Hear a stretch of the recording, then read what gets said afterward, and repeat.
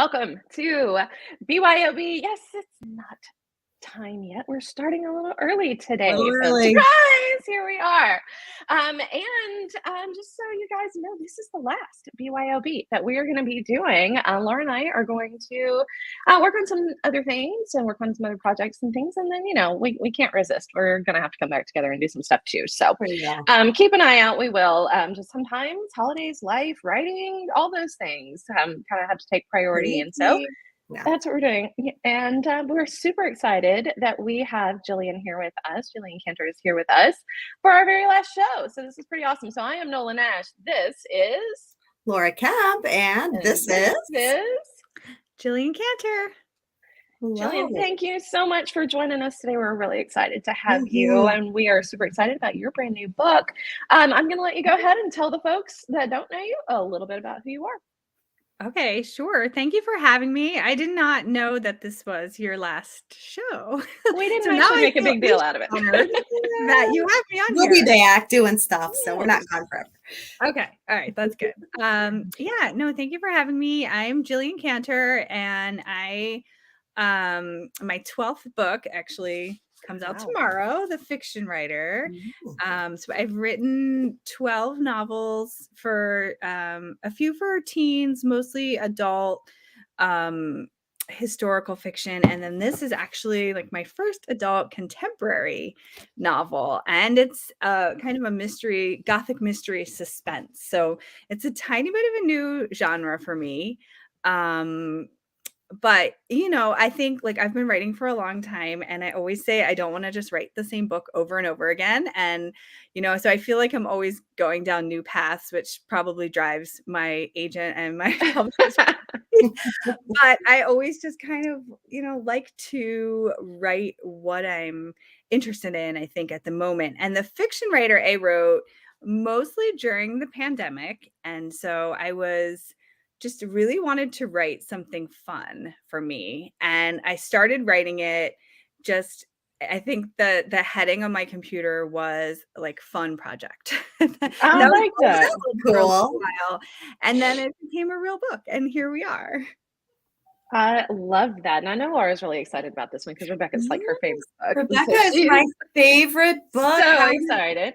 How did you decide to make Rebecca kind of the basis of this? Is it your favorite book too?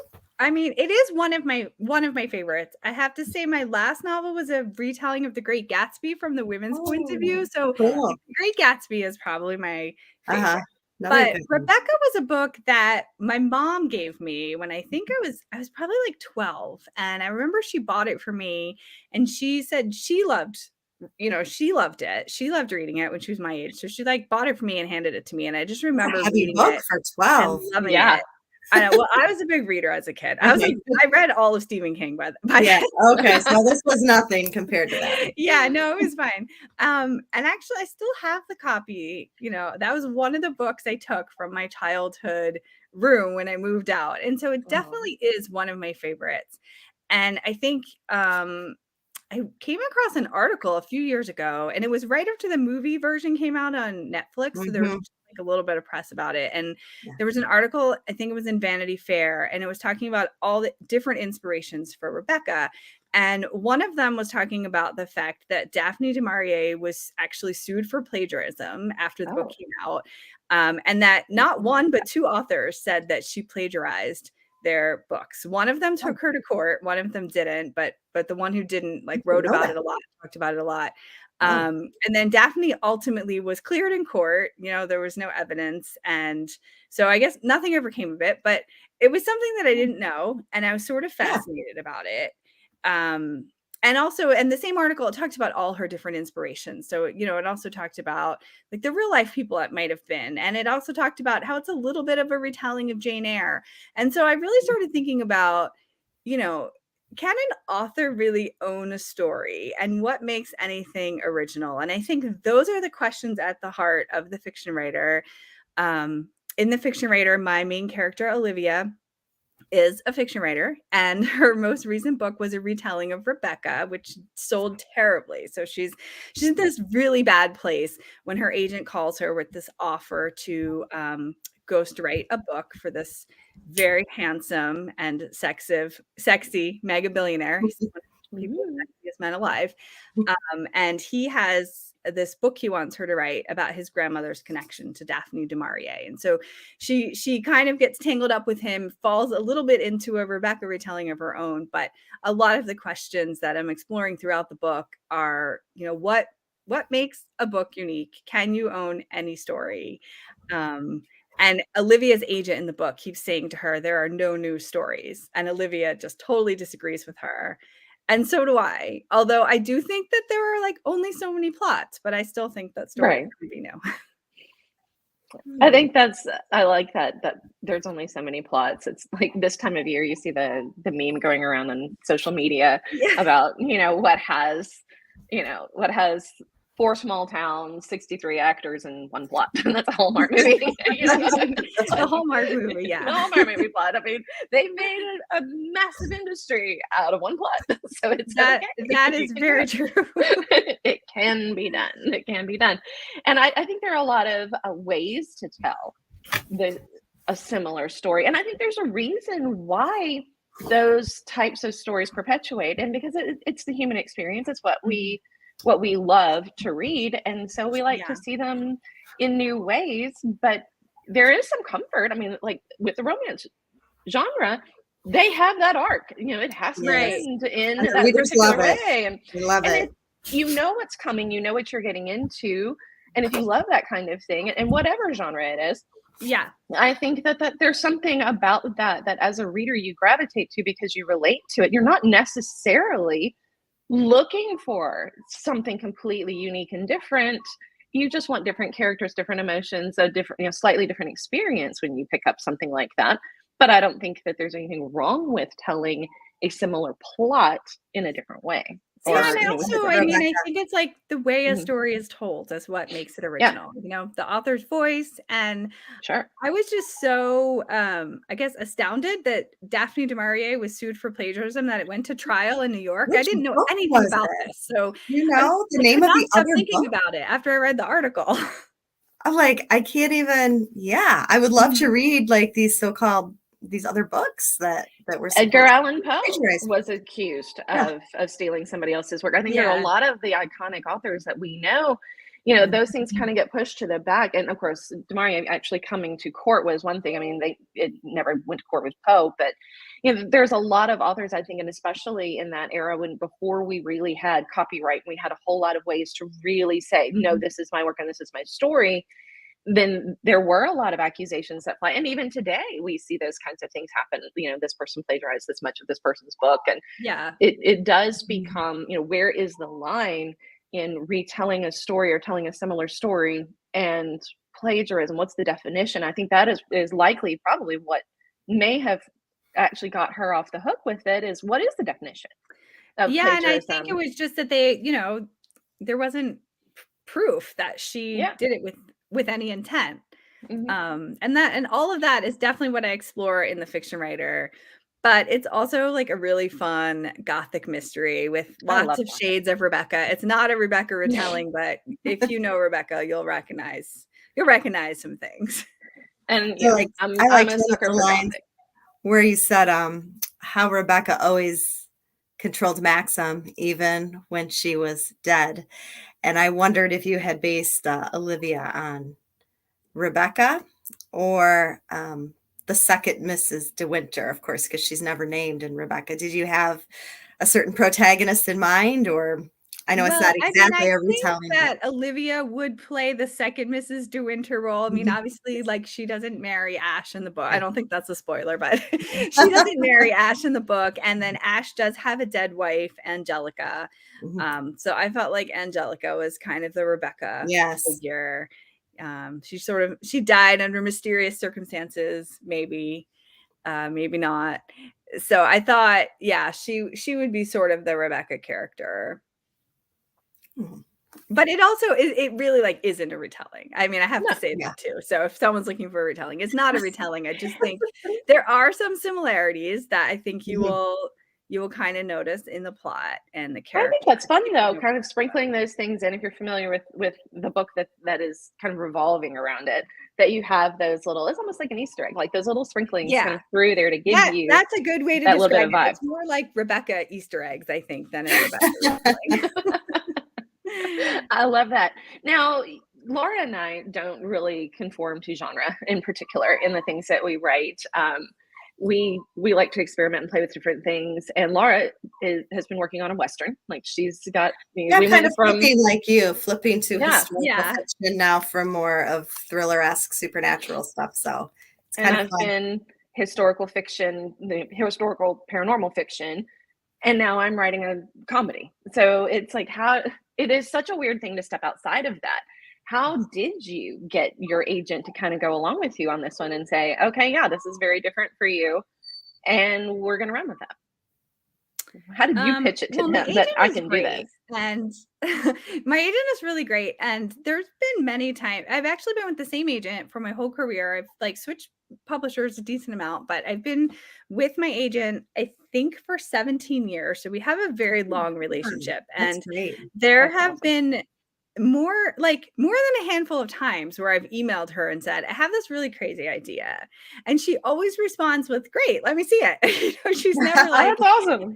She might be rolling her eyes when she reads it, but I don't get that from her. And so I think I told her that I wanted to write this, but like I said, I had started writing it just as a fun thing for me. So I already had 50 pages by the time I talked to her. So I think I told her and she said, oh, let me read it. And then I sent her 50 pages and she was like, I love this. You have to write this. So she was really great. She loved the draft. When she read the draft, she actually came up with a title for me. So she was great. I did switch publishers for this book. And so my former editor did not think that this was the right book for me. And so, I felt, I don't know, I disagreed. I felt like it was, obviously. Well, best, it right? wasn't like it was just all smooth sailing trying to do something different. I don't want to make it sound really rosy because it wasn't. Mm-hmm. But also, I don't know, I do feel like it has some ties to my previous books. It's not a historical novel, but there are definitely some elements of Rebecca, and my last novel was a retelling of The Great Gatsby. So there are some threads and with what I do. I also think all of my books have a feminist bent to them, no matter what I'm writing about. And so it's like I'm not really getting away from who I am, even though the genre is different, if that makes sense. Yeah, and I think that's important to remain the same throughout the books. Well, and you've got so many books underneath your, in your arsenal right now. You've got so many. You've got a readership. You've got, you're established to the point where I mean, at some point, it's like, hey, to keep things fresh, even for your readers as much as for yourself, try something a little different and see what goes well. See if take the chance. You have the ability at this point in your career with the number of books that you have to kind of just say, I'm going to try this. Yeah. And I love it to be able to just, because this was sounds like it was kind of a heart project for you. Like you really wanted the story to see the light of the day. Wasn't it nice to be able to just choose another publisher and have them say yes? Oh, sorry, there go my dog. You're making it sound. Here goes my dog now. My dog very nice and easy, and there was definitely stress in there, but I do feel like I wrote what I wanted to write, and also I felt like during the pandemic I was having a hard time writing historical fiction because a lot of my historical fiction is sort of focused around like darker times in the past. And it's like I enjoyed writing about interesting times when I was living in boring times. But once I was living in that too close to home, wasn't it? I didn't want to write in this like dark historical place. I wanted to write something more fun, a little bit lighter, something that I could get lost in as I was writing, and that I hope readers can get lost in. I feel like I'm still craving that a little bit, even like we're sort of through the pandemic, but I'm still kind of craving some of that lighter stuff. Well, how great that you could even create during the pandemic, because so many writers were stuck. I was stuck pretty much. I could not do it. I thought I was going to have all this time, like I can get 12 novels written, and I'm going, you know what? I cannot get myself in a place where I feel like I can be creative. So I'm actually really, really impressed that what you did was write the novel when that was the one thing I could not bring myself to do. I think, but I wrote something really fun that I just, like wanted to, I really had a good time sitting down every day and going into this world and figuring out this mystery and being with these characters. And so it was like a passion project. It was a heart project, like you said, and that's because it was a difficult time to get anything done. And this didn't feel like work at all. It felt like no pressure, kind of. The pressure was off. It was something that gave me joy in a time when I was just stuck at home. And I wrote this like in the further part of the pandemic where we had all been at home for like a really long time, but we weren't vaccinated yet. And we were just like, oh my God, this is going to go on forever. So I was like really at a certain point where I just wanted to write something fun. So while everybody else was learning how to make bread. Yeah, no, I never made bread. I was like, I still can't bake. Learn a foreign language. I was going to do that. Yeah. Yeah, no, I didn't do that either. All the things I thought I was going to do. And what did I do? This sexy billionaire that has this like amazing mansion in Malibu and invites a fiction writer to come stay with him. And that was my fun. Yeah. I binge watched Vampire Diaries and got a puppy. Like, this is what I did. I don't even remember. I didn't get a puppy, but I binge watched a lot of TV. Oh, I did get a puppy. Yeah, he was barking a minute ago. You heard it. So. Mine's whining right now. He's wanting me to. This is what I have in my hand. He's chasing a dish rag. So he's like, well, not a puppy, but I got a rescue dog right before the pandemic. So I was like, preparing. I didn't even know. She's all behind me. I love that. I'm just really impressed that you stuck to your guns too. And I mean, I think that's something that when you have that thing from your heart, you have that passion project, that thing that is truly important to you. There goes the rag. I'm done playing with him. It's truly important with you that you really do own that. And I think that's one of the most important things that we can do as creative people is to say, this came from a place in me that I value. And so I am not going to let somebody else determine its value. I'm going to do what needs to be done with that and persevere. And I love that you did that, because I mean, what we have and what we create is so inherently part of us that it's what new authors struggle with, is that validation and needing other people to validate their work. Yeah. And I just really applaud you being where you are in your career, knowing who you are and what you write and what is important to you. And sticking with that. And we're glad that you did, because now you've got a great book to show for it. Thank you. Yeah, thank you. I need to have you come like sit on my shoulder and tell me all that. We need to be there for each other, don't we? Well, here's the thing. I'm very Alice in Wonderland when it comes to that. I give myself very good advice, but I very seldom follow it. Right. Yeah. It's easier. I'll sit on your shoulder, you sit on mine. Yeah, we'll all sit on each other's shoulders. Yes, that's what is that Henry? Henry agrees. Henry agrees. Yeah, he thinks we should all do that too. Well, Jillian, when does the book launch officially? Yes, it launches tomorrow, November 28th. Yeah, sure very soon, a few hours. That's so exciting. It's so exciting and so nerve-wracking when a book launches, and I've got a book launching on the 30th, so right behind you, hard on your heels. Oh, that's this week too. We're both going to be having our, book baby panic attacks and celebrations all at the same time. Very much. I think it was like a little weird to come right after Thanksgiving. I've never launched in this time before because I was very much eating pie and watching TV on my couch, for the last few days. And I woke up this morning and I was like, oh my gosh, the book comes out tomorrow. Switch gears. Right. We were talking about that before the show. She's like, when does Watcher come out? I'm like, it's on the 30th. And I looked at my phone. I was like, oh, wait, that's in 3 days. I should do something. Do something. It's terrible. Just with the holidays in there, you just kind of lose track of time. And there's so many other things going on that it's very hard to promote. But we are super glad that we have been kind of a part of your launch week and getting a chance to talk to you about it. And we're really excited for other people to read the fiction writer as well. And as they're, getting to know you today through visiting with us, where can folks find you and engage with you and find out all the things that you've got going on and coming up? My website is just jilliancantor.com, and I'm on Instagram at Jillian Cantor. Probably I use Instagram the most. I mean, I'm on Facebook and what's it called? X. I was like, what's it called now? But I stuck with that Instagram, Instagram the most, and I have links to all of that on my website too. Well, Great. that is I will give amazing. you And a follow. absolutely, absolutely. And I am so glad that you're here. And I know Laura is. She was very excited to talk to you about the fiction writer. And Rebecca, of course, because My coworker saw this on my desk today, and so I'm going to loan it to her. Oh, yay. Oh, I yes. always think that's a great She's a compliment. voracious reader, so she's always, People say, I know I should tell them to buy it, but I loaned them my copy. And I said, there is really no better compliment to an author than when you love a book so much, you give it to someone else that you think would love it too. That's huge. Then they have to give it back to you, and then they miss it so much they buy it, right? So it's like passive aggressive. Then they buy it for friends or for their mom or something. They buy for someone else. But to me, that's how word of mouth happens. I love that.